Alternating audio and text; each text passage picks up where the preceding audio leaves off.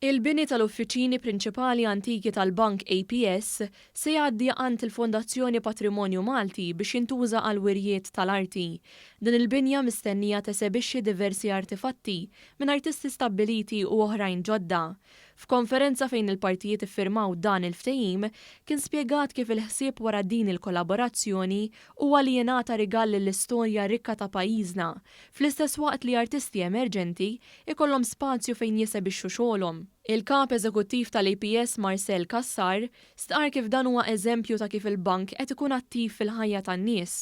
Dan hija xi ħaġa li l-bank ilu jagħmilha ħafna snin, imma meta kellna din l-opportunità illi npoġġu għal użu aħjar dal-bini importanti li għandna fil-belt li kien l-uffiċċju tagħna fl-antik flok użajnieh għal skopijiet tal-bank għall-uffiċċji tagħna ħassejna li dik kienet l-aħjar opportunità biex nadduh lill-Fondazzjoni Patrimonju Malti.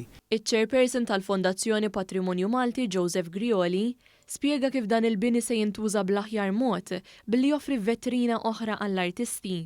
Minn hemmhekk nisperaw li jħorġu exhibitions kif dejjem għamilna barra mill dak il-premises.